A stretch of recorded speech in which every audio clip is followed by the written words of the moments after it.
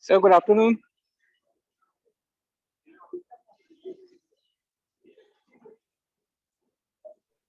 Good afternoon. How are you? Good, sir. Good. Very nice. Welcome, sir. Thank you. So sorry, I'm traveling. I am not in a very appropriate setting, but I just didn't want to miss this talk. So I thought I'm at the airport right now, but I thought I'll join from here and listen to you. You're at the airport? Okay. Yes, sir. Okay. I'd come to Mumbai, sir, for some work. Okay. We'll be back tomorrow. Okay. Who else is joining? Who else is going to join? Hiralal ji is joining? Who else is joining? Sir, Munish sir is here, who is the president of our Model Town project.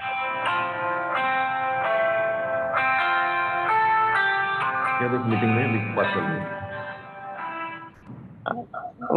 Good afternoon sir, मैं मुनीश बोल रहा हूँ sir, model गांव से sir. स्वागत है sir आपका। धन्यवाद, बहुत धन्यवाद। सर हीरालाल जी का अभी मैसेज आया, उनकी कोई बैठक है अभी, अगर वो फ्री हो जाएंगे तो ज्वाइन कर लेंगे सर। तो हम लोग कर लें बातचीत शुरू। Sir Saurabh ji, sir we can start. Sure sir, sure.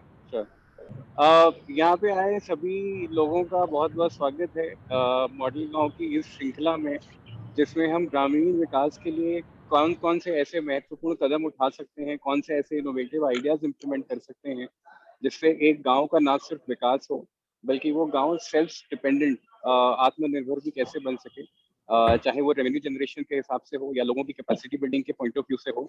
और इसी पहलू में एग्री टूरिज्म एक बहुत ही नायाब आइडिया बन के, एक बहुत ही अच्छा कॉन्सेप्ट बन के उभर रहा है।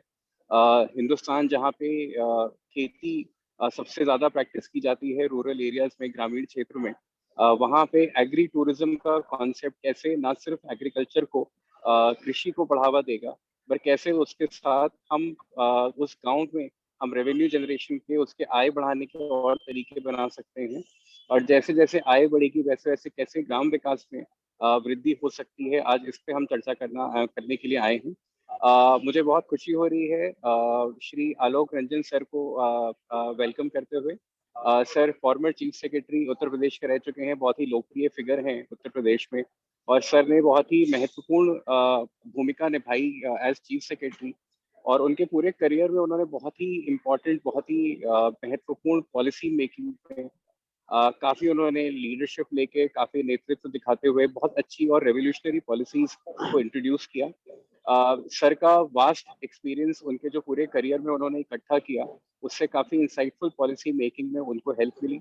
और लोगों के इंक्लूसिव डेवलपमेंट के पॉइंट ऑफ व्यू से, इंक्लूसिव ग्रोथ के पॉइंट ऑफ व्यू से जिस तरह की पॉलिसीज बनाई, चाहे वो एग्रीकल्चर से रिलेटेड हो, चाहे वो इंफ्रास्ट्रक्चर से रिलेटेड हो, चाहे वो मॉडर्न टेक्नोलॉजी से रिलेटेड हो, वो काफी बहुचर्चित रही हैं। सर का खासा अनुभव लीडरशिप डेवलपमेंट में भी रहा है, और इस चीज का उल्लेख सर की अभी बहुत ही लोकप्रिय लेटेस्ट बुक आई है, मेकिंग अ डिफरेंस, जिसमें उन्होंने लीडरशिप कैसे कर सकते हैं और सबको साथ लेते हुए कैसे एक कलेक्टिव ग्रोथ की तरफ आगे बढ़ सकते हैं, उस पर भी अपने एक आईएएस एज अ करियर के माध्यम से कैसे उसको अचीव किया है, उसके बारे में भी रोशनी डाली है। तो आज मैं आलोक सर से रिक्वेस्ट करूंगा कि at the policy level sir, agri tourism कैसे पोटेंशियल रखता है उत्तर प्रदेश में रूरल डेवलपमेंट के लिए, और कैसे एक मॉडल, क्योंकि उत्तर प्रदेश एक प्राइमरीली एग्रेरियन स्टेट है, तो कैसे हम एग्री टूरिज्म को एज अ कॉन्सेप्ट इम्प्लीमेंट कर सकते हैं और कैसे एक मॉडल के रूप में डेवलप कर सकते हैं जिससे बाकी के गाँव में इसको रेप्लिकेट किया जा सके और इसका एडवांटेज उठाया जा सके, ताकि जो रूरल पॉपुलेशन है उनकी लाइफ बेटर हो सके, एक standard of living overall increase हो सके। Sir please.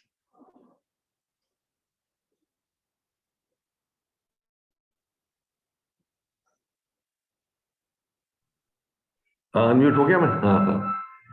तो सबसे पहले मुझे बोलना है, ठीक है? जी सर। हाँ। नहीं, मैंने सोचा बड़े बड़े एक्सपर्ट्स आए हैं। हाँ। तो अब ये सबसे पहले तो मैं कहूंगा कि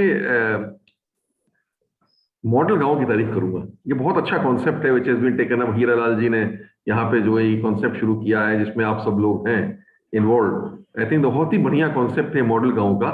और मॉडल गांव एक्चुअली कहता क्या है बेसिकली कि गांव ही से हमारी विकास हो सकता है, या जो हमारा डेवलपमेंट हो सकता है वो गांव से ही को केंद्र बिंदु बना के, फोकल पॉइंट बनाकर ही विकास हो सकता है, इस पे चलता है। और गांव के लोगों द्वारा ही विकास होगा, ये सबसे इंपॉर्टेंट पॉइंट है कि गांव से ही ये चुनना चाहते हैं सोशल एक्टिविस्ट या वॉलंटियर्स, उनको वहां से चुनेंगे, उनको ट्रेन करेंगे, वो वहां की प्लान बनाएंगे, वहां की योजनाएं बनाएंगे और उनको लागू कराएंगे। सरकार की योजनाओं का कन्वर्जेंस, सरकार में योजनाओं की कोई कमी नहीं है, सरकार में बहुत सी स्कीम्स हैं। Only problem with government schemes is कि वो स्कैटर्ड तरीके से इंप्लीमेंट होती है, कन्वर्जेंस नहीं होता उनमें एक दूसरे के साथ। और अगर इस तरीके के जिले गांव का प्लान बनाया जाए और सरकार की योजनाओं का कन्वर्जेंस उसमें कराया जाए तो wonderful results can be obtained. मतलब बिल्कुल बहुत अच्छा काम जो है वो पॉसिबल है एट आवर विलेज लेवल।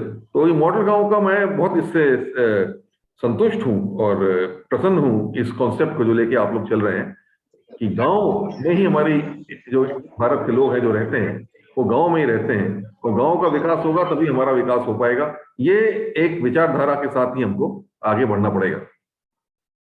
तो इसी के क्रम में आगे आज इंटरेस्टिंग टॉपिक ली गई है, आप लोगों ने ली है एग्री टूरिज्म, और मुझे मालूम पड़ा है कि कुछ एक दो एक्सपर्ट्स हैं इस एरिया के, वो इसमें आज शामिल हुए हैं जिन्होंने इसमें प्रैक्टिस भी किया है, और कई लोग जिसकी इसकी पूरा एक रणनीति बनाई है, विचारधारा सामने रखी है, वो लोग हैं। तो उनके सुनकर तो बहुत अच्छा लगेगा। लेकिन अब देखिए टूरिज्म अपने आप में, अनफॉर्चुनेटली टूरिज्म सेक्टर पता नहीं क्यों कई बार इग्नोर हो जाता है। हम इंडस्ट्रियलाइजेशन की बात करते हैं, हम और एमएसएमई सेक्टर की बात करते हैं, हम तमाम और बैंकिंग सेक्टर की बात करते हैं, तमाम और चीजें करते हैं, but somehow we do not talk of the tourism sector. जबकि टूरिज्म सेक्टर में सबसे ज्यादा पोटेंशियल है नए जॉब्स को क्रिएट करने का। मैंने खुद अनुभव किया, जब मैं मुख्य सचिव था तो हम लोगों ने ये वर्क किया था वाराणसी, लखनऊ और आगरा को एक साथ एक आर्क की तरह वो डेवलप करने के लिए तमाम कार्यक्रम चलाए थे। और उसमें एक साल के अंदर फिक्की की रिपोर्ट ही आई थी कि कुछ नहीं तो 10 लाख नई नौकरियां उससे उपलब्ध हो गई थी उस क्षेत्र में। तो ये जो एक चीज है सामने जो आती है कि सबसे ज्यादा रोजगार वो देता है, और आज के समय में जब रोजगार सबसे बड़ी आवश्यकता है, आज हमारा अधिकतर लोग जो है यूथ हैं जो नौकरी ढूंढ रहे हैं, जो 18 साल से लेकर 45 साल की उम्र के बीच में है। Therefore, the biggest problem I think which is facing the state of Uttar Pradesh as well as our whole country today is unemployment.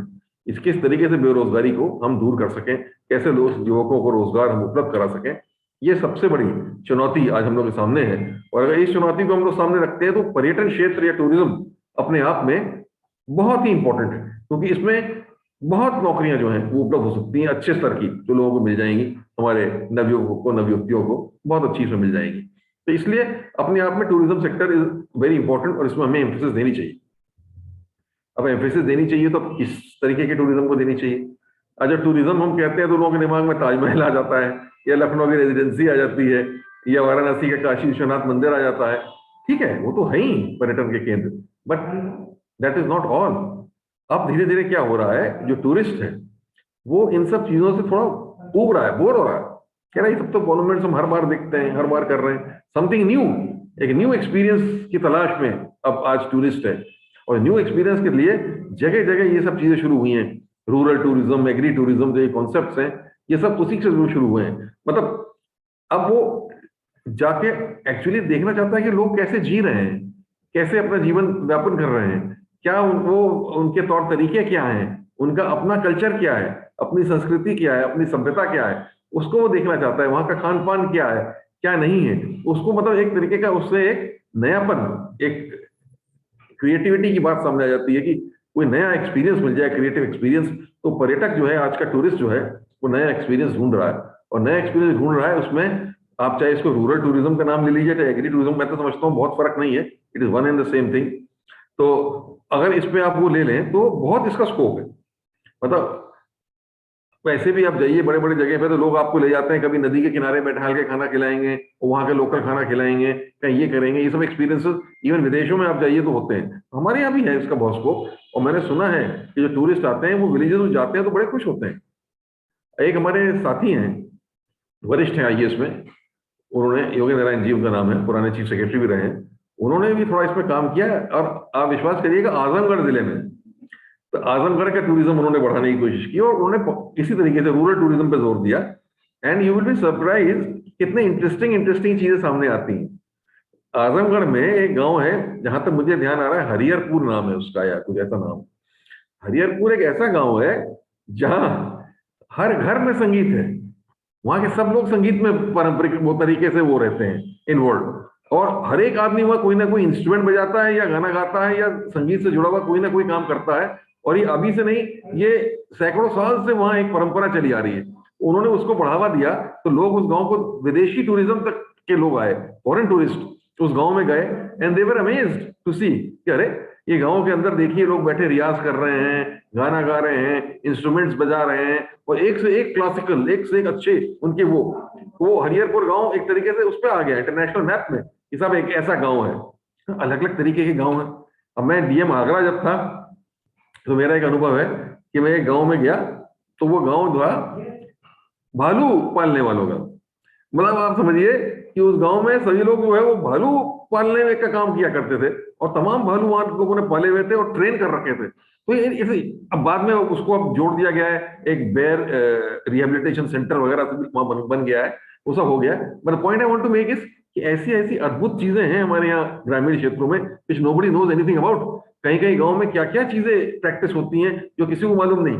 अच्छा, अरे अभी कुछ दिन पहले हम ही लोगों को याद है, हमारे जब हम चीफ सेक्रेटरी थे, अखिलेश यादव जी की सरकार थी, तो जनेश्वर मिश्रा पार्क क्या बनाया था, बहुत अच्छा, लखनऊ में जनेश्वर मिश्रा पार्क। तो जनेश्वर मिश्रा पार्क में कुछ दिन बाद ये समस्या सामने आई कि लोगों ने बताया कि सांप बहुत है, और सांप बड़े वो हैं, बहुत सांप है।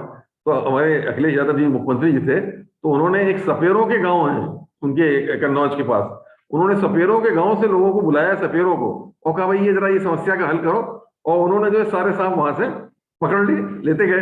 तो एक बात बता रहे हैं कि अब सपेरों की अलग अलग गांव है, मतलब ये यहाँ पे लोग सब लोग सपेरे ही हुए हैं। तो इस तरीके की अद्भुत चीजें हैं हमारे ग्रामीण क्षेत्र में, जो कि अगर लोगों को ले जाया जाए तो वो को बड़ा मजा आएगा कि वहां की खाट पे जाके बैठो, वहां का बना हुआ दाल बाटी खाओ, वहां की बनी हुई साग सब्जी खाओ, और वहां के लोगों से बातचीत करो, तो देखो क्या सभ्यता है, क्या संस्कृति है, क्या गाना गाते हैं वो, क्या कविता लिखते हैं वो, हाँ क्या, कहाँ कहीं पर कुछ गीत गा रहे हैं, लोकल फोक आर्टिस्ट बहुत है। अच्छा, और कहीं कहीं पे बिल्कुल परंपराएं हैं पुरानी, कोई पुराना नृत्य है जो वहां पे चलता है हेरिटेज की तरह, कोई पुराना गीत गाने का परंपरा चलती है, ये सब चीजें हैं जो वहां पे आपको मिलेंगी। खान पान के अलग अलग तरीके हैं, अलग अलग जगह, जो कि बहुत स्पेशलाइज्ड है, और गाँव में चीज में आप खाइए तो बड़ा आनंद आता है। मैं तो, ये लखनऊ के पास ही एक बाराबंकी जिला है, आपके मेरे ख्याल कुछ है, कोई है भी बाराबंकी से, यहाँ मैं देख रहा हूँ SK वर्मा बाराबंकी लिखा है, तो रामशरण वर्मा है, ये जानते होंगे उनको, वहाँ बड़े अच्छे कृषक हैं। तो रामशरण वर्मा ने एक दिन मुझसे कहा सर चलिए हमारे यहाँ, तो हम लेके गए थे परिवार समेत, तो बड़ा आनंद आया। उसने वहीं पे मटर बनवाए ताजे ताजे, है ना, और आलू वो भुनवाए ताजे ताजे, और दाल बाटी बनवाई, और वहीं हम लोगों ने खेत में बैठ के खाया। तो वो जो आनंद आया वो उसका कोई मुकाबला नहीं था, और इतना रिफ्रेश होके हम लोग लौटे कि हम लोग को बहुत अच्छा लगा, बहुत आनंद आया। तो दीज थिंग्स एक्चुअली, अगर ये इसको एक बना के पैकेज की तरह टूरिस्ट उनको हम लोग इनवाइट करें, तो ये फॉरेन टूरिस्ट शहर में घूमते घूमते, या हमारा डोमेस्टिक टूरिस्ट भी अब काफी वो कुछ और चाहता है, वो आएगा देखने और एंजॉय करने जाएगा। और अगर वो जाएगा तो ग्रामीण विकास भी होगा, लोगों को रोजगार मिलेगा, लोगों की बिजनेस चलेगी, लोगों की सर्विसेज चलेंगी, और तमाम उसका जो है इकोनॉमिक डेवलपमेंट जो है उस एरिया का इसके माध्यम से हो पाएगा। एग्री टूरिज्म आपने नाम दिया है, रूरल टूरिज्म के अलावा एग्रीकल्चर में क्या क्या प्रैक्टिसेस फॉलो हो रही हैं, लोग जाके देखें कैसे किसान खेतों में काम कर रहा है, कैसे सिंचाई कर रहा है, कैसे फर्टिलाइजर का उपयोग कर रहा है, क्या उसकी जानकारी है, कैसे वो अपने खेतों की रक्षा करता है, क्या करता है नहीं करता है। जैसे एक बार फ्रेश होके खेतों में घूमे, इतनी अच्छी हवा है वहां की, ऑक्सीजन फुल हवा है पूरी, सब है, तो देख के बहुत आनंद आएगा, बहुत अच्छा लगेगा वो देखने में और करने में। तो मैं तो समझता हूँ इसका असीमित पोटेंशियल है, बिल्कुल कोई सीमा नहीं है जो इसका पोटेंशियल है, इसको बढ़ावा दिया जाना है, क्योंकि ये कॉन्सेप्ट बिल्कुल बहुत अच्छी तरीके से चल सकता है। और जिस दिन टूरिस्ट सर्किट में ये बात आ गई कि ये ऐसा टूरिस्ट मॉडल है अवेलेबल, ऐसे हमको जाके हमको आनंद मिल सकता है, बेसिक सुविधाओं की हमारी देखभाल हो जाएगी, रहने की हो या कुछ, अरे वहां जाके कोई गांव में रहे, एक एक्सपीरियंस है। मान लीजिए किसी को वहां पे टेंट लगे हों, टेंट में रहने को मिल जाए, या किसी उसमें घर, गांव का घर जैसा होता है उसी में रहने का उसको एक अनुभव हो जाए, तो ये अपने आप में एक बड़ी दुर्लभ चीजें हैं जिसका उसको बहुत अच्छा उसको अनुभव होगा, बहुत अच्छी फीलिंग होगी इसके माध्यम से। तो यहाँ मैं और कुछ नहीं कहते हुए, बड़े बड़े लोग यहाँ पे हैं, एक्सपर्ट हैं, प्रेम सिंह जी हैं और लोग हैं, गंगवार जी हैं, सब इस एरिया के एक्सपर्ट मैं देख रहा हूँ, तो ये लोग अपनी अपनी बात रखेंगे। मैंने तो शुरुआत में यही बात सामने रखी कि ये बहुत नया कॉन्सेप्ट है, पर इसका बहुत पोटेंशियल है, बहुत आगे बढ़ेगा, बहुत रोजगार दिलाएगा और ग्राम के विकास होगा। जैसा कि आप मॉडल गांव की संरक्षण है आपकी, यू वांट कि मॉडल विलेजेस डेवलप हो और उन्हीं के अंदर से पूरा डेवलपमेंट उभर के सामने आए, तो दिस इज अनदर थिंग जिसमें ये संभव हो पाएगा। इसी के साथ शुभकामनाएं आप लोगों को इस सेमिनार के लिए, बहुत बहुत बधाई, धन्यवाद।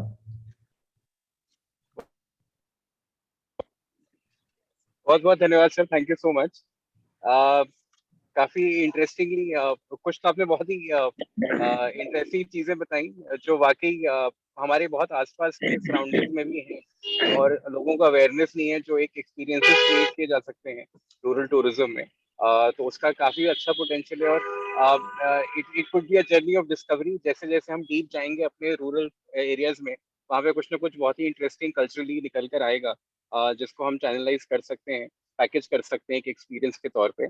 So thank you so much sir, and probably हम सेशन के एंड में एक बार कुछ क्वेश्चंस लेकर आपके पास आएंगे। मुनीत सर।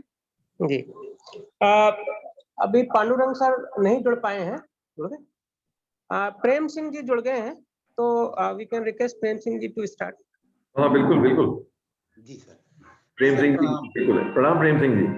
जी सर, पहले तो मैं आपके साथ जुड़ने पर बड़ा गौरव अनुभूति कर रहा हूं और हीरालाल जी का विशेष धन्यवाद देना चाहता हूं कि उन्होंने ये अवसर उपलब्ध करवा दिया। और मुझे लगता है आप आखिरी पीढ़ी हैं इस तरह की सोच रखने वाले कि गांव का विकास करना होगा और गांव के विकास करने से इस देश का विकास होगा। मुझे लगता है कि ऐसी सोच वाले आईएएस अधिकारियों में आप आखिरी पीढ़ी में चल रहे हैं। अब तो ज्यादातर ये मानसिकता चल रही है कि कैसे लोगों को गांव से उजाड़ा जाए और शहर में बसाया जाए। तो सर मैं पहले अपना व्यक्तिगत रूप से थोड़ा सा वो कर दूं कि 1986-87 में सर मैं छोड़ के आया, इलाहाबाद विश्वविद्यालय का मैं स्टूडेंट था और मेरा बैच समाप्त हुआ और 87 में आया। 87 से मैंने खेती शुरू कर दी, खेती एज ए कैरियर मैंने चुना और खेती शुरू कर दी।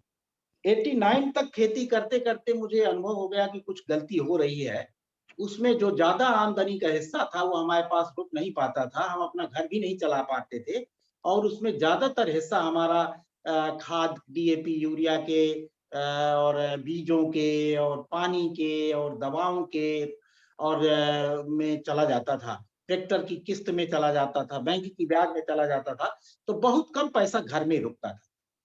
तो धीरे धीरे ये समझ में आया कि अगर हमें कुछ करना है, सरवाइव करना है खेती के फील्ड में, तो हमें कुछ करना पड़ेगा। तो 89 में मैं अपनी डायरिया पढ़ता और डायरिया पढ़ते समय मुझे दिखाई दिया कि हमने जो कमाया था उसका 80 और 75% हिस्सा हमारा डीएपी, यूरिया, बिजली का बिल, इंसेक्टिसाइड, पेस्टिसाइड, ट्रैक्टर की किस्त, डीजल, पेट्रोल, इन सब चीजों में गया और हमारे पास नेट पूंजी बहुत ज्यादा नहीं बची। जितनी बची तो हम 4 भाइयों के परिवार में हम सरवाइव नहीं कर सकते थे, तो कुछ विकल्प करना पड़ेगा, विकल्प पर सोचना पड़ेगा। तो सर 89 से हमने सोचना शुरू किया कि कैसे किया जाए, क्या क्या विकल्प किया जाए। तो हमने दोनों दिशाओं में काम शुरू किया। एक दिशा तो ये पकड़ी कि अपनी लागतें अपने हाथ में हो जाए, तो जैसे बीज, पानी, खाद, ऊर्जा, ये चारों चीजों पे हमारा अपना अधिकार हो जाए, हमें बाजार से ना लाना पड़े। इस दिशा में हमने काम शुरू किया। और दूसरी, ऐसा क्रॉप पैटर्न अपनाया जाए जो बार बार जुताई ना करना पड़े, तो हमने बागवानी, फ्लोरिकल्चर, इस तरह के कामों को शुरू किया। और 92 आते आते हमने एक प्रोसेसिंग का काम, जब हमारा बाग तैयार हो गया तो 95 से हमने अपना काम शुरू कर दिया मुरब्बा और अचार बनाने का, और करीब करीब 30-40 चीजें धीरे धीरे बनाने लगे। और जब इस तरह करने लगे तो 2007 से अचानक हमारे पास लोगों का आना जाना शुरू हो गया। हमें नहीं पता कि कैसे आने लगे लोग, लेकिन बहुत लोग आते थे और हमारा बड़ा उत्साह बढ़ता था उससे। उसमें डॉक्टर वंदना शिवा थी एक, जिनसे हमारा बड़ा उत्साह बढ़ा, 2004-05 में आना शुरू कर दी। फिर विदेश से आना शुरू कर दिए लोग, और हमारे पास रुकवाने की जगह नहीं होती थी तो हम उनको अपने शहर बगल में है हमारे बांदा, उनके होटलों में रुकवाते थे। लेकिन जब विदेशी आते थे वो जिद करके हमारे साथ में रहते थे। इससे मेरा और लगातार उत्साह बढ़ता गया, और फिर हम दोबारा रिकंसोलिडेट करने की कोशिश करने लगे कि ये क्या चीज यहाँ देखने लोग आते हैं, हमारे पास क्या ऐसी चीज, हम बिल्कुल सामान्य किसान की तरह अभी भी हैं, हमें नहीं लग रहा, अभी भी नहीं लगता कि कोई विशेष चीज है, लेकिन लोग बहुत ज्यादा आकर्षित होते थे। तो उनको हमने एक जगह सब चीजें इकट्ठी करने की कोशिश की, लोगों से पूछ के कि आपको क्या अच्छा लगा, तो उनमें 5-7 चीजें अच्छी लगी उनको, उन्होंने बताया, तो हमारा ध्यान गया कि ये हुआ। तो एक तो जल संतुलन, हमने खेती का ऐसा तरीका विकसित कर लिया जिससे जितना हम जमीन के अंदर से पानी लेते हैं उससे ज्यादा हम उसको रिचार्ज करते थे, माने तालाब वगैरह की खेती, और तालाब वगैरह थे, हमारे तालाब से खेती करते थे, उसमें मछली भी पालते थे, ये लोगों को बहुत अच्छा लगता था। दूसरा, वायु और ताप संतुलन का काम हो गया था कि बाग लग गया तो अपने आप ये दोनों संतुलन बन जाते हैं। तीसरा, ऊर्जा संतुलन, हम ज्यादातर ट्रैक्टर को हमने तुरंत विदा कर दिया 1995 में, जैसे ही हमारी समझ में आया कि ये तो हमारे लिए एक बड़ा घातक है, ये तो बैठे बैठे जैसे ट्रैक्टर को एक लाए हम, एक उस समय जो कैलकुलेशन आया, तो ट्रैक्टर को हम लाए तो उसको जैसे ही हम वहां से उठा के लाते हैं वैसे ही उसका 10% डेप्रिसिएशन चालू हो जाता है। तो अगर 5 लाख का ट्रैक्टर है तो 50,000 रुपए तो साल भर में रखे रखे खाता है।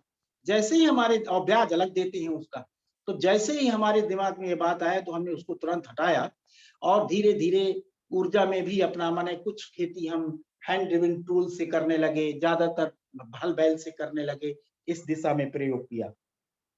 1995 से हमने जो प्रोसेसिंग वाले काम शुरू किए, 30-40 प्रकार की चीजें, तो उसमें लोगों का जुड़ाव बहुत हो गया। तो उसमें जब बहुत सारे लोग और प्रसन्नता पूर्वक एक साथ रहते हैं तो ये अच्छा लोगों को लगता था। और चौथा, विचार संतुलन, माने आखिरी था कि जो हम विचार में भी किसानों को व्यापक होना पड़ेगा, स्वार्थी नहीं होना पड़ेगा, उसको भी विश्व की चिंता, उसको भी समाज की चिंता, उसको भी अपने देश कैसे उन्नत हो, इन सब की चिंता करनी पड़ेगी, तब वो जाके विचार दूसरों को प्रभावित करते हैं। तो ये कुछ चीजें समझ में आएंगी, ये चीजें लोगों को दिखती हैं, तो लोग आने लगे। 2007 के बाद उनका आना जाना और ज्यादा फ्रीक्वेंट हो गया। तो उसके बाद ये देखा गया कि तो हम धीरे धीरे घर बनवाते गए, जैसे जैसे लोग आते गए, तो पहले तो हमारे साथ में ही बगल में रुकते थे, फिर हम स्थानीय मटेरियल से लोग घर बनाते गए, जैसे माने अपने यहाँ गोबर मिट्टी और उससे जो घर बनते हैं, कच्चे मकान बनते हैं, तो उसमें ब्रिक्स का यूज करते हैं, लेकिन उसको मिट्टी से ही बनाते हैं हम लोग, उसको मड हाउस नाम दे दिए ऐसे। तो तमाम मड हाउस बनते चले गए, जो बांस और मिट्टी वगैरह से, जो स्थानीय लोकल सामग्री से बहुत सस्ते कम पैसे से बनने लगे, उनको रुकवाने लगे। उनके रुकने का ये आलम हो गया कि अभी तक 23 देशों के लोग आ गए, और अभी तक ये क्रम जारी है।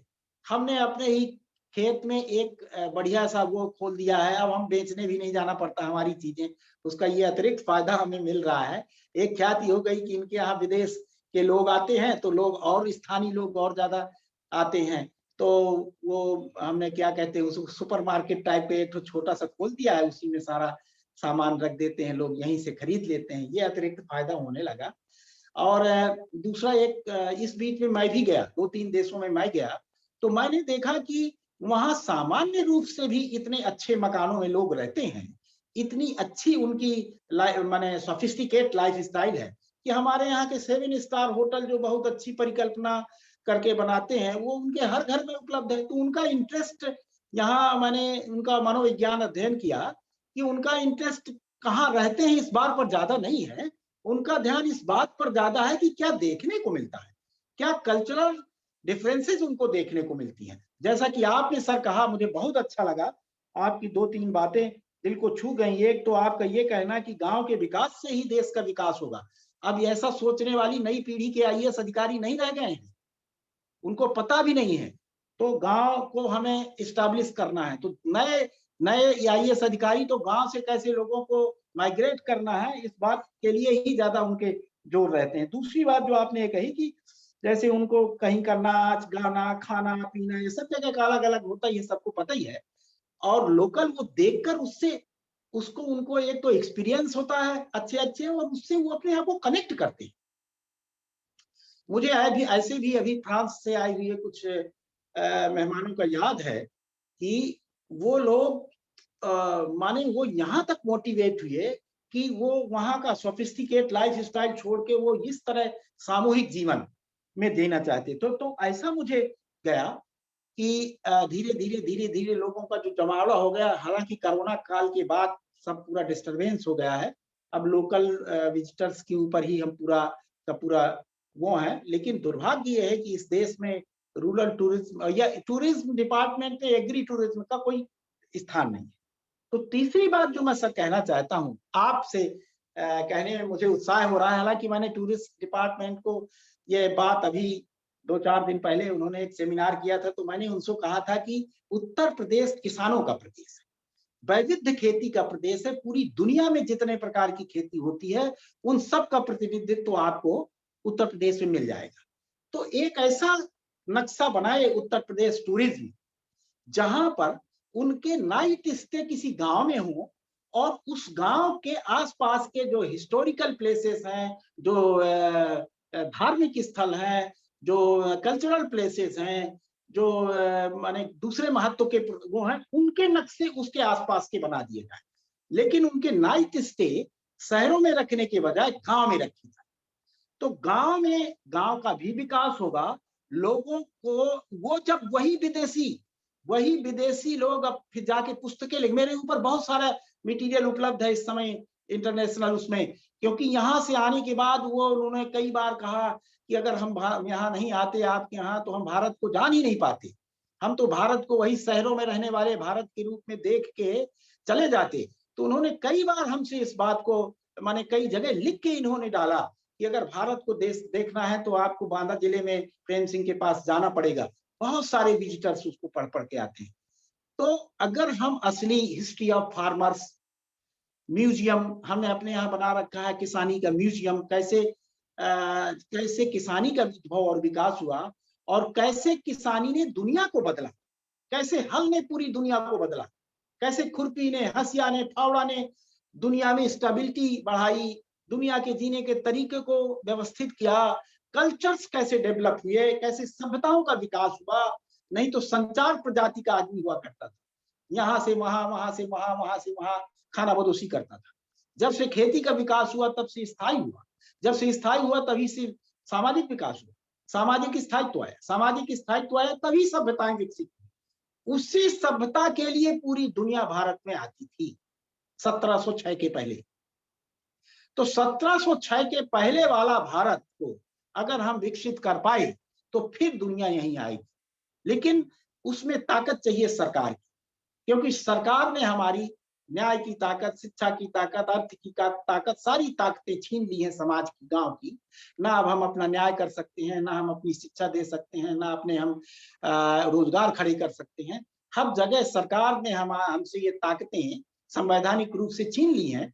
तो अगर उन ताकतों को हम फिर से रीएस्टैब्लिश कर पाए, तो जैसा कि आपने कहा, मेरा उत्साह बढ़ा आपसे ये कहने के, तभी मैं साहस कर पा रहा हूँ, तो ही हम भारत को खड़ा कर पाएंगे। नहीं तो जैसे एक मान लिया जाता है गांव माने गंवार, गंवार माने सब, जबकि गंवार माने होता है गांव में रहने वाला। लेकिन अंग्रेजों ने के जमाने से इस शब्द के अर्थ बदल दिए गए, गंवार माने असभ्य के रूप में देखा जाने लगा। इसी तरह से गांव में भी प्रतिभाएं हैं, गांव में भी हम भारत को सुंदर बनाने के लिए कुछ कर सकते हैं, गांव में भी हम अपने देश को महानता के चरम तक ले जाने के लिए गांव के लोग भी अपना योगदान दे सकते हैं। इस बात को ध्यान में नहीं आता है। तो मैं अपने वक्तव्य को यहीं पर आखिरी बात ये कहकर विराम देता हूं कि अगर हम एक ऐसा नक्शा बना दें और उसको वेबसाइट में डाल दें तो सरकार के ऊपर ज्यादा भरोसा होता ही है लोगों को, तो वो रुके गांव में। जैसे मैं अपने बांदा का उदाहरण देके बताऊंगा आपको कि बांदा से 50 किलोमीटर में कालिंजर का किला है, हिस्टोरिकल प्लेस है। चित्रकूट है 60 किलोमीटर यहाँ से, धार्मिक महत्व का क्षेत्र है, जहाँ रामचंद्र जी 12 वर्ष तक रहे, और यहीं से 80 किलोमीटर की दूरी पर खजुराहो है, तो एक कल्चरल प्लेस हो गया। इस तरह से हमारे हर गांव के आसपास के बहुत लोकल चीजें हैं जो जिसको नक्शे में आना चाहिए था, लेकिन दुर्भाग्यवश नहीं आ पाई हैं।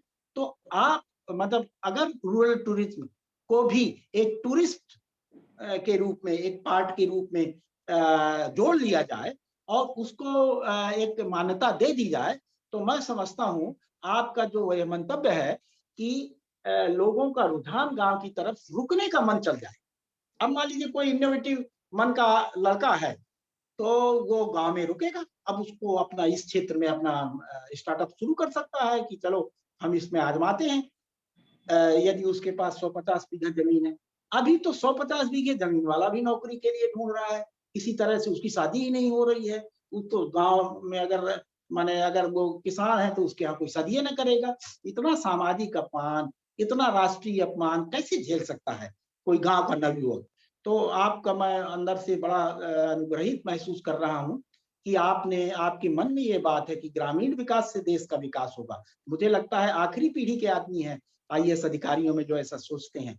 अब नए आईएएस अधिकारी ऐसा सोचते नहीं है, और ना ही हमारे नेता तो सोचते ही नहीं है। आपको सबको पता ही है, उनको तो जो सोचवाया जाए सोचेंगे। तो वो तो केवल वोट देते समय गांव याद आते हैं, और ये योजनाओं के समय नहीं रहते हैं। तो मेरी बात मेरे ख्याल से मैं अपनी पूरी बात कह चुका।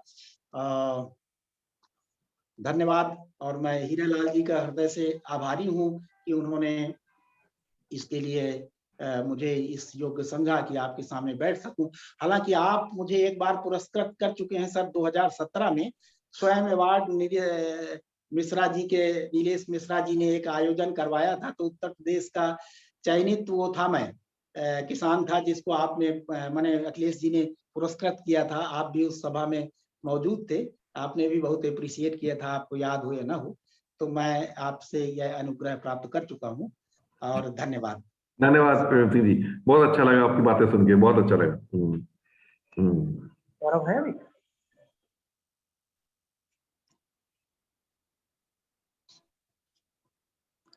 सौरभ जी?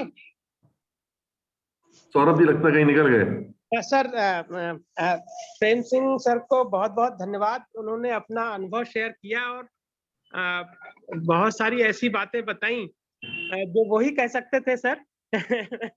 बहुत अच्छा अनुभव रहा, और मुझको लगता है जितने भी पार्टिसिपेंट्स यहाँ बैठे हैं वो निश्चित रूप से आप के जो विचार हैं और प्रेम सिंह जी के जो विचार हैं उनसे प्रोत्साहित होंगे, मोटिवेटेड होंगे, और निश्चित रूप से कुछ ना कुछ नया करने की कोशिश करेंगे, ऐसा विश्वास करते हैं सर। तो सर अब हमारे तीसरे वक्ता हैं सर, जो पांडुरंग तावड़े जी, जो जुड़ चुके हैं। और सर उनको जैसा मुझे बताया गया कि उनको father of agri tourism in India भी कहा जाता है, तो निश्चित रूप से उनका बहुत ही विस्तृत अनुभव है इस क्षेत्र का। तो अब हम लोग उनसे रिक्वेस्ट करते हैं कि कृपया तावड़े जी अपने विचार व्यक्त करें, अपने अनुभव से हमको लाभान्वित करें, और एक दिशा बताएं हमें कि हम किस तरह से आगे इस क्षेत्र में बढ़ सकते हैं। तावड़े सर। जी, thank you Munish ji, and नमस्ते रंजन सर, एंड ये बहुत बहुत शुक्रिया। मुझे तो हमारा थोड़ा हिंदी जो है वो बुम्बैया स्टाइल का है, तो आप थोड़ा सा बहुत अच्छा है सर, आप बोले सर, सब बहुत अच्छा है। आप थोड़ा सा मुझे आप संभाल ले। जी और सर। प्रेम सिंह जी नमस्ते, आपके बात सुन के बहुत अच्छा लगा। और आपके दो तीन जो वाक्य थे वो उसमें मैं सहमत हूँ। मैं ज्यादा बोलना नहीं चाहता हूँ उसके बारे में, लेकिन सही में जो माइग्रेशन विलेज के तरफ से जो शहर की तरफ हो रहा है, उसे कुछ रोकने हद तक रोकने के लिए एग्री टूरिज्म निश्चित रूप से महाराष्ट्र में मदद कर रहा है। मैं महाराष्ट्र का जो पॉलिसी है एग्री टूरिज्म का, उसके बारे में बोलना चाहता हूँ। तो मुझे थोड़ा सा स्क्रीन शेयर करने दीजिए। स्क्रीन शेयर करवाइए।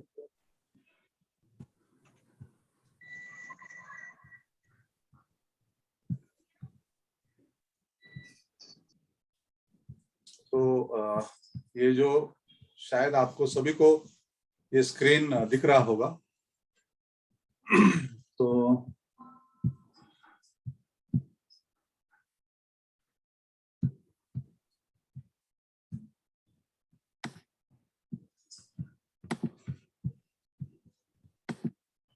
महाराष्ट्र का जो एग्री टूरिज्म पॉलिसी सितंबर 2020 को आया है और वो पब्लिश हुआ है। इसके पॉलिसी के पीछे ऑलमोस्ट 20 साल से कृषि और ग्रामीण पर्यटन के सेक्टर में हम बारामती से शुरुआत किया और बारामती एक लैंड रेन शैडो एरिया है। फिर भी बारामती के तरफ से हमारे ही खेत से अगर हम शुरू किया है तो लोग आते हैं, लोग वहां पे रुकते हैं और एग्रीकल्चर अलाइड एक्टिविटीज में पार्टिसिपेट होते हैं। हम जो एग्री टूरिज्म चलाते हैं उसमें 7E फॉर्मूला हमने यूज किया है। पहला वो जो फॉर्मूला है वो है explore the culture, tradition, agriculture of the village. उसके बाद engage the tourist in those activities. आप उनको फार्म में काम करने के लिए एंगेज करिए। आप क्रॉप में उसका इंफॉर्मेशन, क्रॉप में उसका सॉइल, इरिगेशन, उसमें आप उनको एंगेज कीजिए। तो वो एंगेजमेंट से एक्सपीरियंस उनको मिलता है। थर्ड जो ई है वो एक्सपीरियंस है। उसके बाद एंटरटेनमेंट, एजुकेशन और एनरिचमेंट। अभी एनरिचमेंट जो है खेती में काम करने से, मिट्टी में खेलने से, पेड़ पे चढ़ने से, भैंस के ऊपर बैठ के पूरा खेत घूमने से, ट्रैक्टर, ट्रॉली, बैलगाड़ी चलाने से, और ये जो किसान का जीवन है, जो विलेज का जो जीवन है, उसे समझने के लिए ये ई का जो फॉर्मूला है वो बहुत इंपॉर्टेंट फॉर्मूला है। और दूसरा है कि अगर एग्री टूरिज्म शुरुआत करना है तो उसके लिए विलेज, फार्मर एंड फार्म, ये तीन बहुत ही कैरेक्टरिस्टिक्स होना चाहिए।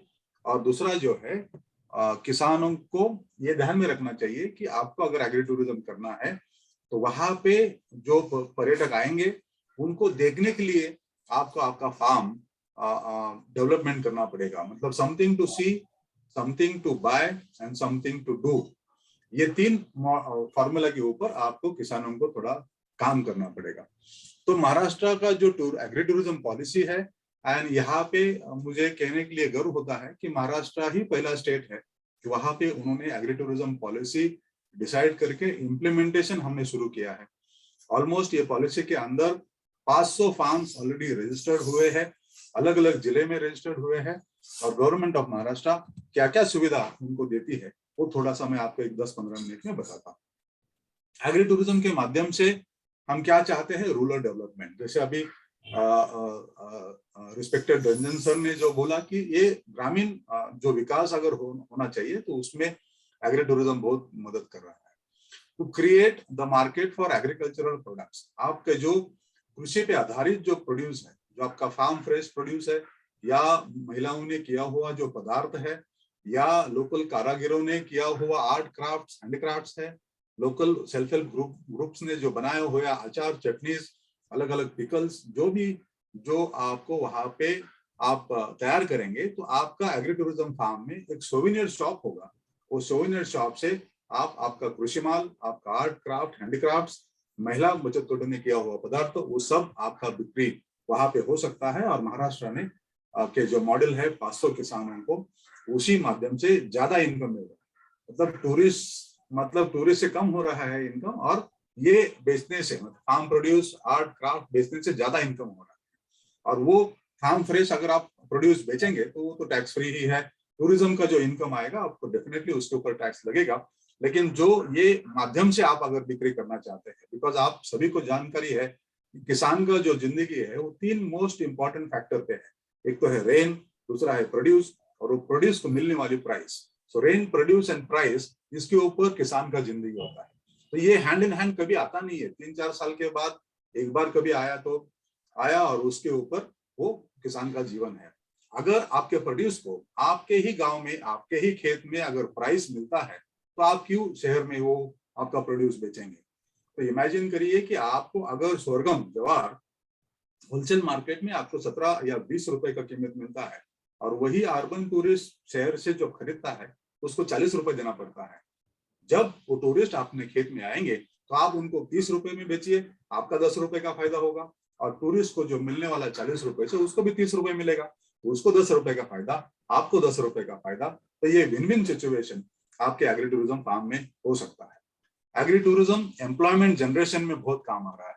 आज महाराष्ट्र में ये 500 किसानों को ऑलमोस्ट 10,000 से भी ज्यादा रोजगार प्राप्त हुए हैं, और 7 लाख से भी ज्यादा टूरिस्ट ने विजिट किया है, generated more than 50 crore rupees of business to 500 farmers. ये बहुत बड़ा चेंज एग्री टूरिज्म के माध्यम से अभी आया है। दूसरी बात ये होता है कि जो एग्रीकल्चर नॉलेज, जैसे अभी प्रेम सिंह सर ने बोला कि शहर में रहने वाले को खेती के बारे में कुछ भी नॉलेज नहीं है।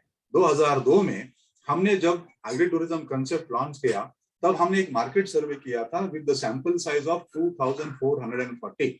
वो क्रॉस सेक्शन में सर्वे था।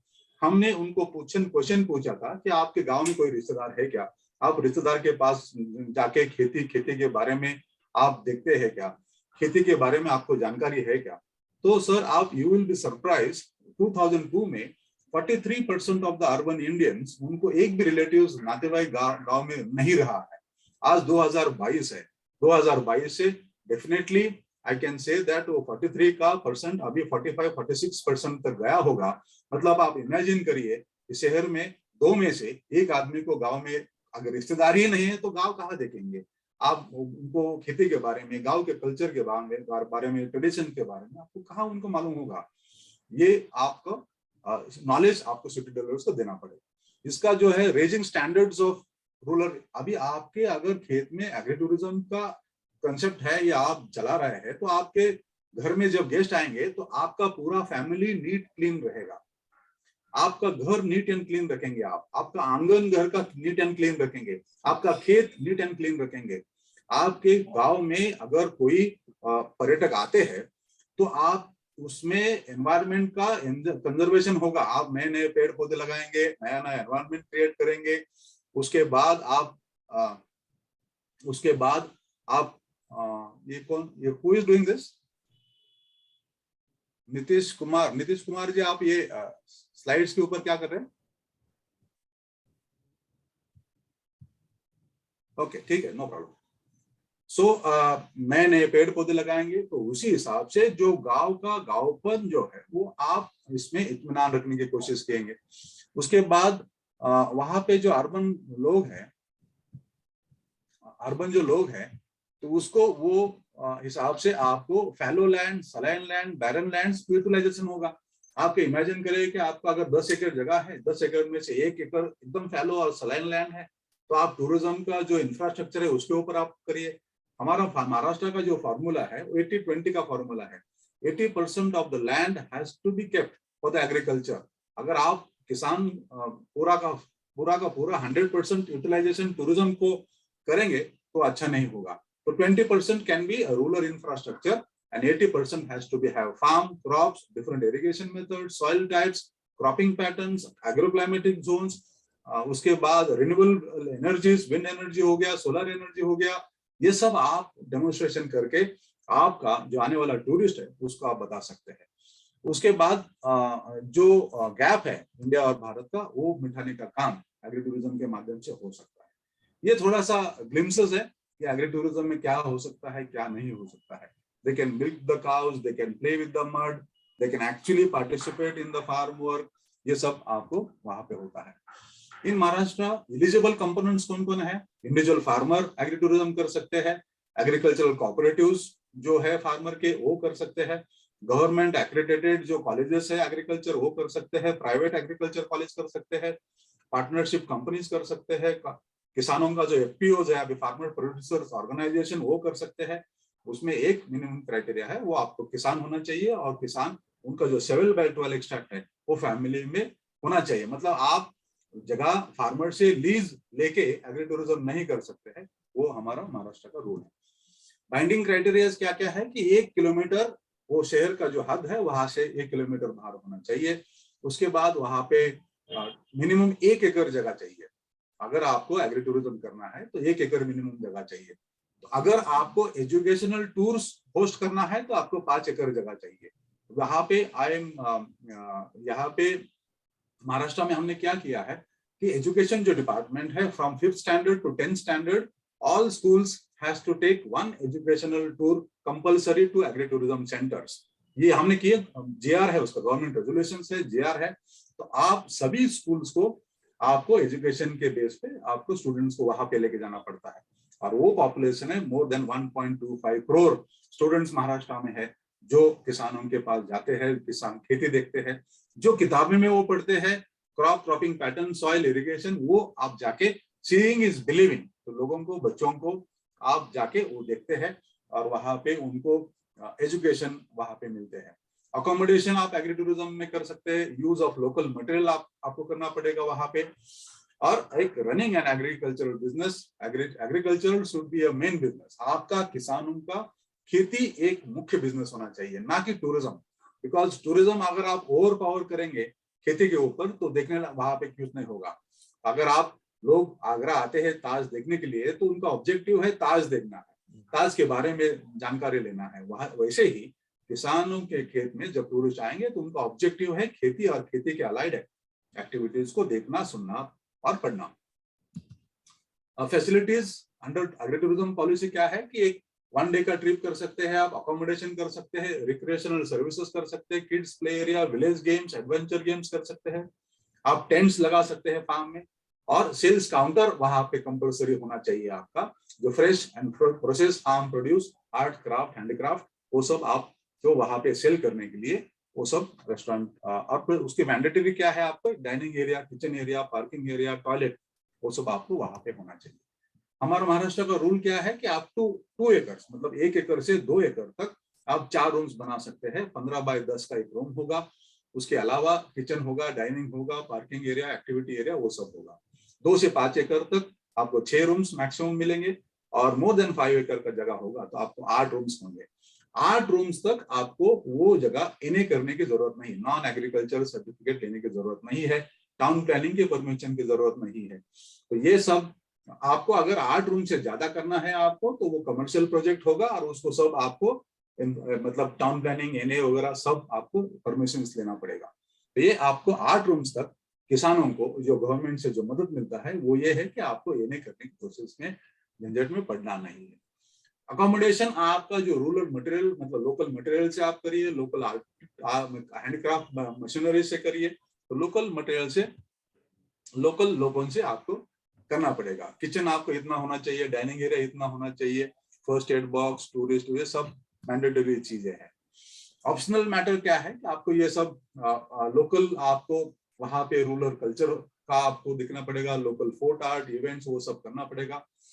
रजिस्टर्ड जो एग्री टूरिज्म सेंटर्स है उसको 16 मई जो वर्ल्ड एग्री टूरिज्म डे है उसको आपको सेलिब्रेट करना पड़ेगा। आपके आजू बाजू के जो किसान है, आपके आजू बाजू के जो महिला है, युवक है, उनको आपको वहां पे इन्वॉल्व करना पड़ेगा।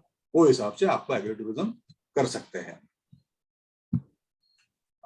उसके बाद ऑप्शनल मैटर्स क्या है कि बिकॉज आपके जैसे अभी प्रेम सिंह सर ने बोला कि उनके पास इंटरनेशनल से टूरिस्ट आते हैं, वहां पे सब लोग आते हैं, तो उनको हिंदी इंग्लिश आना चाहिए कि घर में किसी को तो भी आपका जो फार्म है वो प्रेजेंट करने के लिए घर में किसी को हिंदी इंग्लिश आना चाहिए। अगर नहीं आता है तो आप टूर गाइड आप हायर कर सकते हैं जो आपका स्टोरी वो टूरिस्ट के मतलब पहुंचाएगा।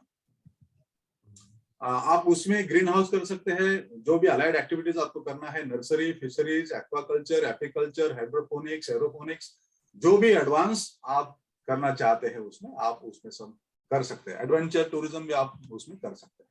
गवर्नमेंट बेनिफिट्स क्या क्या है? गवर्नमेंट बेनिफिट्स ये है कि रजिस्टर्ड एग्री टूरिज्म से एक सर्टिफिकेट, रजिस्ट्रेशन सर्टिफिकेट मिलेगा। ये रजिस्ट्रेशन सर्टिफिकेट के आधार पे आप जो किसान है वो बैंक से लोन ले सकता है। महाराष्ट्र में बहुत सारे कोऑपरेटिव बैंक्स है, वो डीसीसी बैंक्स है, वो लोन पॉलिसी उन्होंने किया है।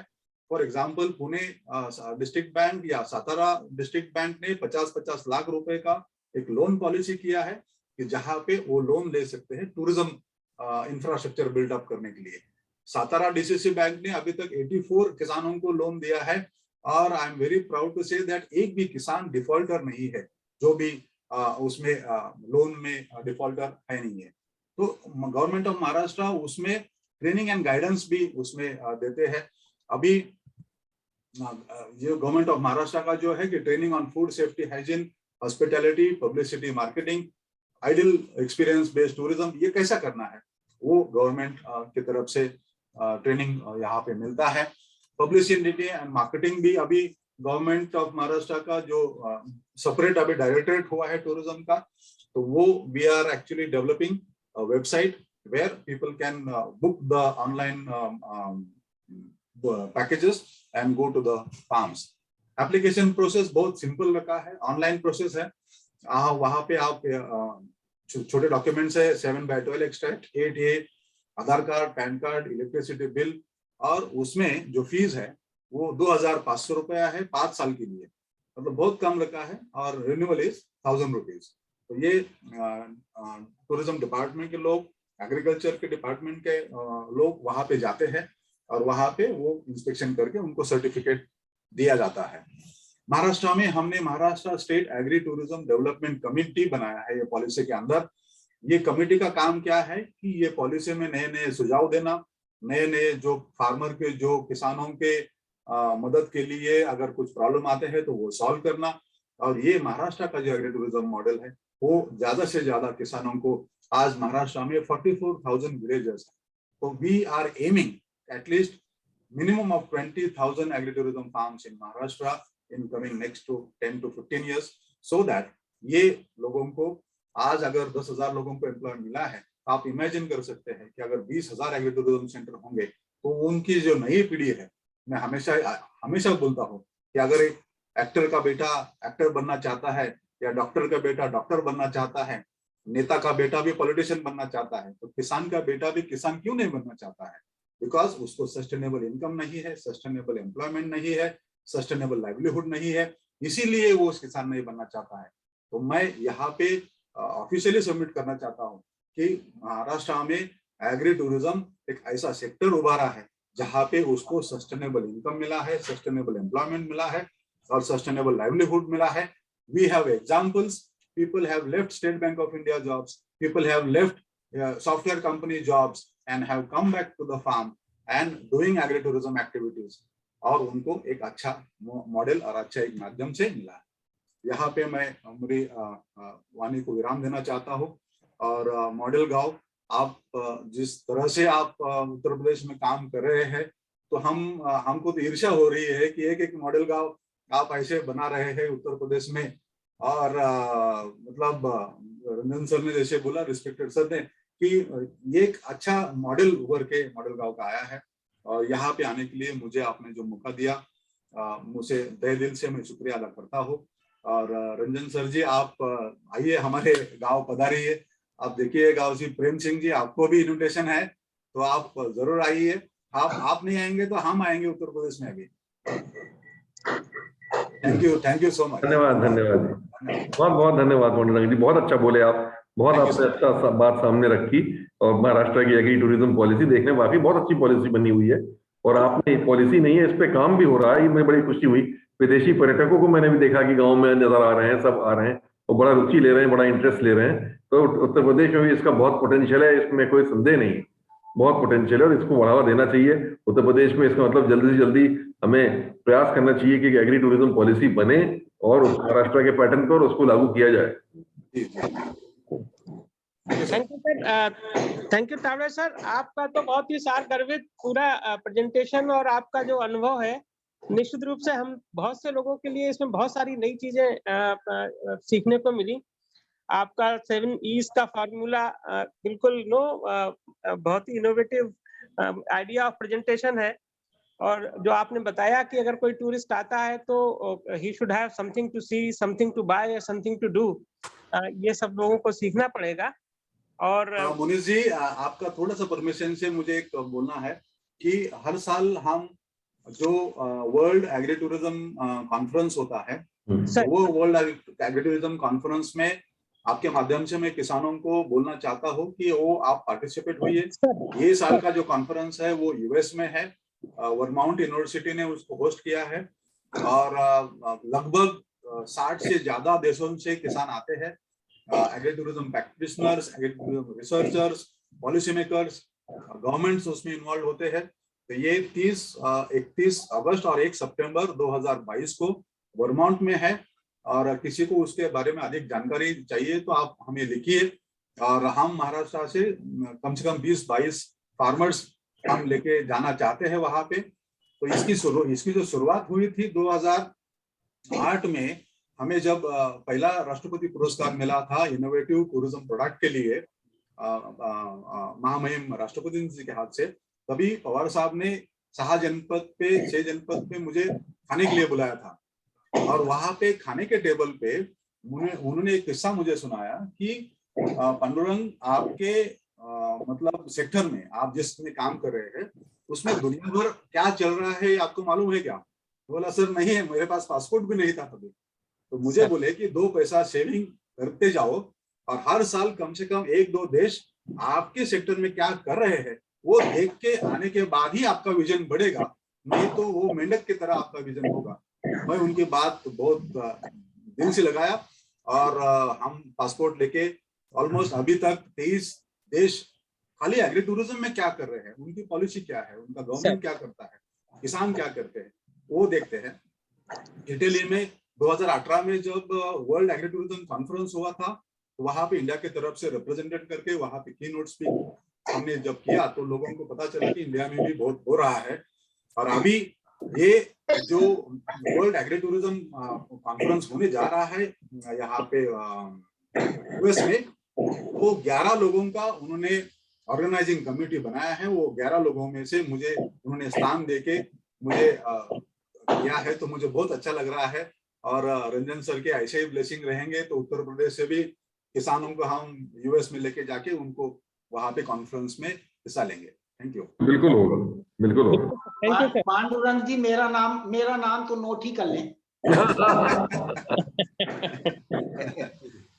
सर हम आपसे कनेक्ट करेंगे सर इसमें फर्दर डिटेल्स के लिए।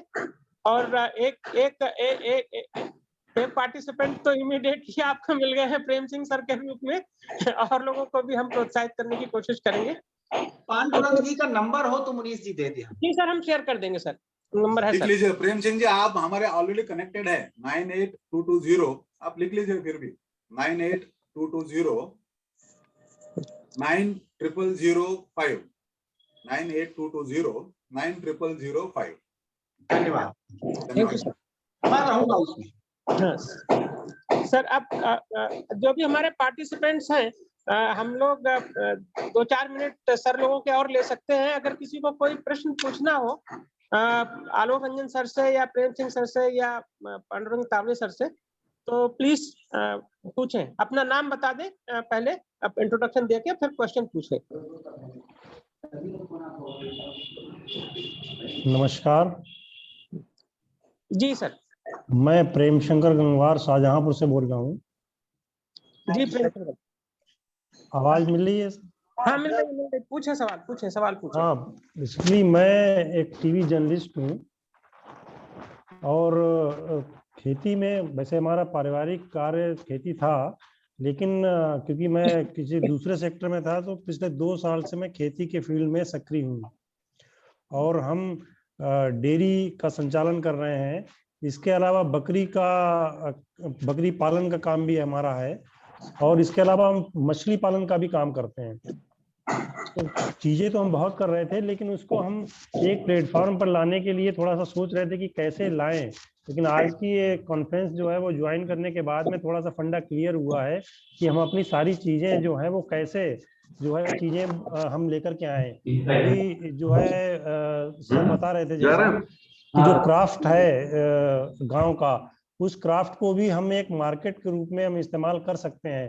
तो हम कुछ दिखाना चाहेंगे कि कुछ चीजें हम देसी गाय के गोबर से हम कुछ चीजें हम बनाते हैं, हमने अभी शुरुआत की है, तो हम उसके लिए भी हमें मार्केट मिल सकता है। जैसे हम कुछ चीजें दिखाना चाहते हैं, शायद दिखाई दे रही होंगी आप लोगों को, इस तरीके की चीजें हम बना रहे हैं और तो उसके लिए हम मार्केट भी तलाश रहे हैं। तो मुझे लगता है कि आज की कॉन्फ्रेंस के बाद में हमारा ये फंडा थोड़ा सा क्लियर हुआ, हमारे पास टूरिस्ट आता है तो हम उसको भी इस तरीके की चीजें, ये जो सारी चीजें हम दिखा रहे हैं ये सब गाय के गोबर से बनाई हुई चीजें हैं। तो इस के लिए हमें भी कुछ जो चीजें जैसे अभी बताया था महाराष्ट्र की जो पॉलिसी है उसमें कि आपको सेल्स काउंटर भी बनाना है, तो हमें लगता है कि इस तरीके की चीजों के लिए हमारे पास भी मार्केट अवेलेबल रहेगा। खैर अब आगे हम, क्योंकि इस तरीके का कॉन्सेप्ट सुना तो था लेकिन फंडा क्लियर ना होने की वजह से हम किसी उस पर रिजल्ट पे नहीं पहुंच रहे थे कि हम किस तरीके से चीजों को करें। अब लेकिन लगता है कि हम बहुत जल्द यूपी में भी इस तरीके के मार्केट में पोटेंशियल तो है ही, लेकिन हम भी अब उम्मीद करते हैं कि हम शाहजहांपुर में इस तरीके की चीज को हम करेंगे, क्योंकि हमारे पास एग्रीकल्चर की बहुत सी चीजें हैं। क्योंकि हम नए जरूर हैं लेकिन थोड़ा इच्छा जरूर है कि हम खेती में कुछ नया करें और गांव में एम्प्लॉयमेंट का जनरेशन हो, जिस ताकि जो गांव छोड़कर लोग जा रहे हैं उन लोगों को भी रोजगार मिल सके। नहीं, बिल्कुल करिए। बहुत बहुत धन्यवाद। बहुत बहुत धन्यवाद। कोई और मित्र अगर कुछ बोलना चाहते हो या कोई प्रश्न करना चाहते हो तो प्लीज। जी मुनीष जी नमस्कार। सभी को सादर प्रणाम। आलोक रंजन सर को बहुत बहुत धन्यवाद। मैं झांसी से पुष्पेंद्र यादव बोल रहा हूँ सर, और मैं रंजन साहब से एक बार मिल चुका हूँ। झांसी बुंदेलखंड को से वो अच्छे से परिचित हैं यहाँ से। और मैं बता दूं झांसी में जहाँ तक अभी टूरिज्म की बात है, यहाँ भी बहुत सारी संभावनाएं हैं। जैसे इन्होंने बताया कि गोबर से हम एक काम करने जा रहे हैं। और मैं बताऊं कि हम यहाँ पे 2014 से मेडिसिनल क्रॉप बड़े स्तर पे कर रहे हैं, और मेडिसिनल क्रॉप में हम लोग तुलसी की खेती कर रहे हैं। तो आने वाले समय में तुलसी का ये बुंदेलखंड हब बनने जा रहा है।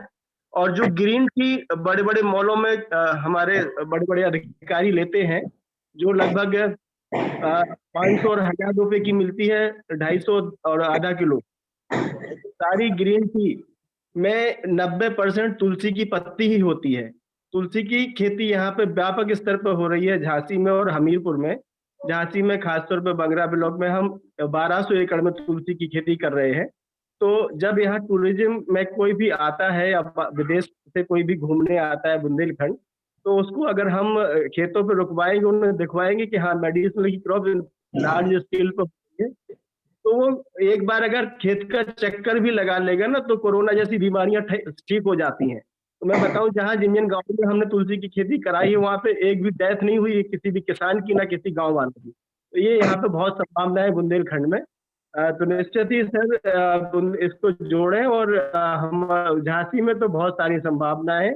और जो हम यहाँ पे करीब 16 विलेज है जहाँ पे ये मेडिसिनल की क्रॉप करा रहे हैं, तुलसी, अश्वगंधा, कैमोमाइल, हिबिस्कस और किनोवा। तो यहाँ पे बहुत संभावनाएं हैं, और निश्चित ही सर इसमें हम बढ़ चढ़ के हिस्सा लेंगे। थैंक यू पुष्पेंद्र जी।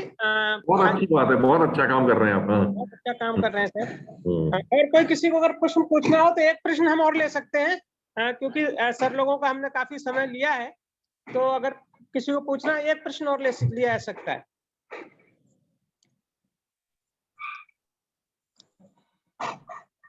बिल्कुल ठीक है। Agri tourism will be the next big thing in India, कह रहे हैं। बिग थिंग टूरिज्म में बिल्कुल होगा। जी सर। तो बहुत पोटेंशियल है। मुझे लगता है कि लोग ओवरऑट है सर आज। धन्यवाद, धन्यवाद, बहुत बहुत धन्यवाद सबको। धन्यवाद सर, आप लोगों को धन्यवाद। और आज ये रेयर ओकेजन था कि एक टॉप पॉलिसी मेकर और 2 top practitioners of agri tourism हमारे प्लेटफॉर्म पे हैं। और जो लोग जुड़े हैं वो बहुत भाग्यशाली हैं कि आज आप लोगों को सुनने का मौका मिला उन्हें। सर, हम भविष्य में भी आप लोगों को इस तरह का कष्ट देते रहेंगे। इसके लिए हमको ये अथॉरिटी दे कि हम आपको एक्सेस कर सके, अप्रोच कर सके। जब भी लोगों की डिमांड आएगी हमारे पास कि साहब सर, बिल्कुल तो आपको रीच आउट करेंगे। हाँ बिल्कुल करिए। आज के लिए आलोक रंजन सर का, प्रेम सिंह सर का, तावड़े सर का, सभी का बहुत बहुत धन्यवाद। और आलोक रंजन सर ने और तावड़े सर ने काफी अप्रिशिएट किया मॉडल गांव को। इसके लिए सर हम आपसे हृदय से आभारी हैं। और आपकी मार्गदर्शन में निश्चित रूप से हम लोग कुछ ना कुछ अच्छा करते रहेंगे। जरूर करेंगे। Thank you very much sir. आप लोगों को बहुत बहुत धन्यवाद। सबको बहुत धन्यवाद। Thank you very much sir. Thank you very much sir. Thank you Prem Singh sir. Thank you.